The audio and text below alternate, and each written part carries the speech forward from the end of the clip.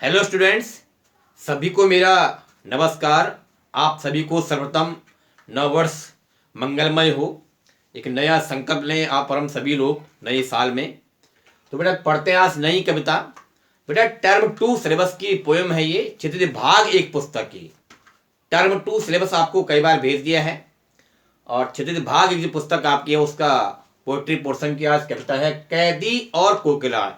कैदी में बेटा जो जेल में बंदी है, कोकिला मनी कोयल, और कवि है माखनलाल चतुर्वेदी जी। थोड़ा बेटा ब्रीफ नॉलेज जान जाते हैं कवि के बारे में।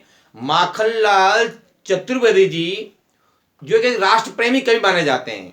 इन्हें एक भारतीय आत्मा के नाम से भी जाना जाता है। प्यारे बच्चों, जो चतुर्वेदी जी कवि कविता के कवि हैं, उन्होंने राष्ट्र प्रेम के बारे में कविताएं ज्यादा लिखी हैं और ये राष्ट्रीय आंदोलन जो भारत में आजादी का आंदोलन चला उसके दौरान जेल भी गए। अब इतना समझ सकते हैं मात्र 16 वर्ष की अवस्था से ही इन्होंने शिक्षण कार्य आरंभ कर लिया था।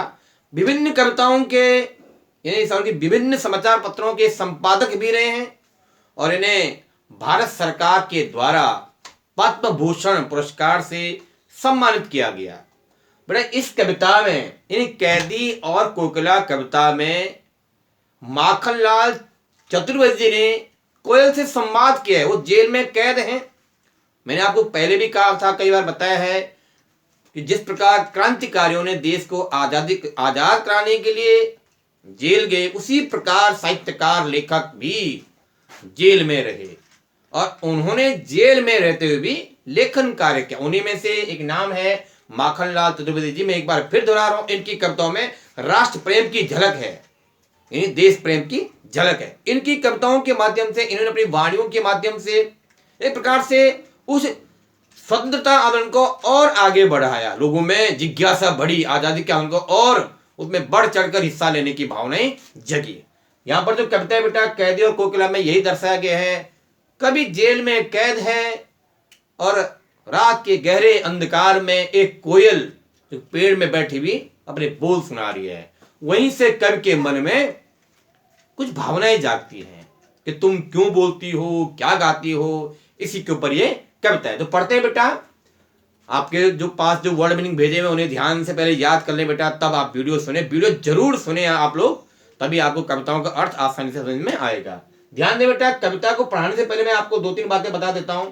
एक तो आप देखिए इस कविता में जगह जगह क्वेश्चन मार्क आपको मिलेगा। देखना आप पहले लाइन में, दूसरी लाइन में, फिर नेक्स्ट लाइन में, नेक्स्ट लाइन में, एक छोटे से ही पैराग्राफ में 4 बार क्वेश्चन मार्क है। यानी वो कोयल से प्रश्न पूछते हैं। तो क्वेश्चन हमारा यहाँ पे बनता है, आपको ध्यान होगा, हमने आपको पहले बताया है कि टर्म 2 आपका डिस्क्रिप्टिव भी होगा और एमसीक्यू भी कुछ बेस उसका रहेगा बेटे। होना टर्म 2 डिस्क्रिप्टिव हो, लेकिन उससे पहले जो आपके एग्जाम होने हैं दैट मीन्स पीए, वो भी एमसीक्यू बेस होते हैं।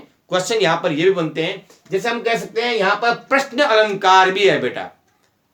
ये काव्य में जहां पर प्रश्न का बोध होता है वहां पर कौन सा अलंकार होता है? प्रश्न अलंकार होता है।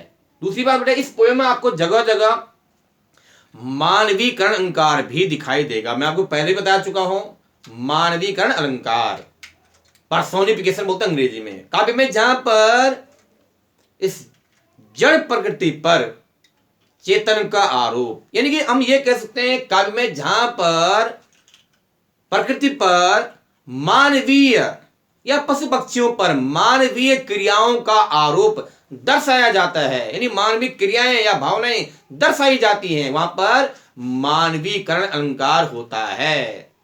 ठीक है बेटा, ये आपको मैं आगे भी समझाता रहूंगा, मैंने पहले बता दिया। पढ़ते हैं बेटा कविता को। लिखा है क्या गाती हो, क्यों रह जाती हो। एक और अलंकार है दूसरी पंक्ति में, मैंने अंडरलाइन किया बेटा, रह।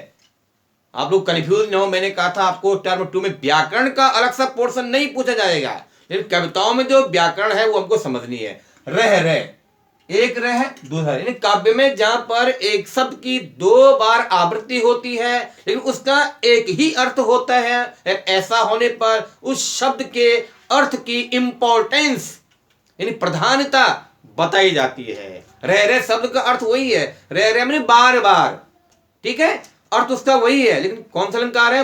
मानवीकरण, सॉरी, पुनरुक्ति प्रकाश अलंकार। कौन सा अलंकार है? पुनरुक्ति प्रकाश अलंकार।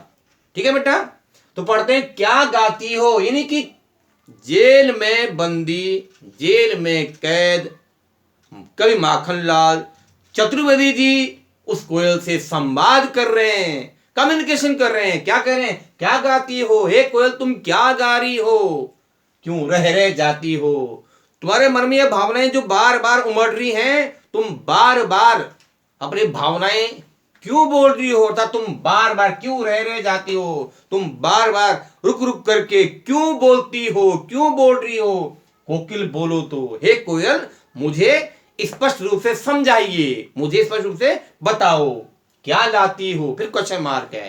यानी कवि माखनलाल चतुर्वेदी जी कारागार में कैद रहते हुए उस जेल के ऊपर, कारागार के ऊपर मंडराती हुई कोयल से प्रश्न पूछते हैं, हे कोयल तुम क्या गाती हो, संदेशा किसका है, फिर क्वेश्चन मार्क। यानी प्रश्न अलंकार भी है और प्रश्न शैली भी कह सकते हैं आप बेटा, कि प्रश्न शैली का प्रयोग किया गया है। संदेशा किसका है, हे कोयल क्या तुम मेरे लिए या हम जेल में बंदियों के लिए या मुझ कवि के लिए कोई संदेश, कोई समाचार लेकर आई हो, कोकिल बोलो तो, हे कोयल मुझे स्पष्ट रूप से समझाओ, मुझे स्पष्ट रूप से बताओ। ऐसा कवि कोयल से संवाद कर रहे हैं। इससे आगे बेटा हम नेक्स्ट वीडियो में पढ़ेंगे। धन्यवाद।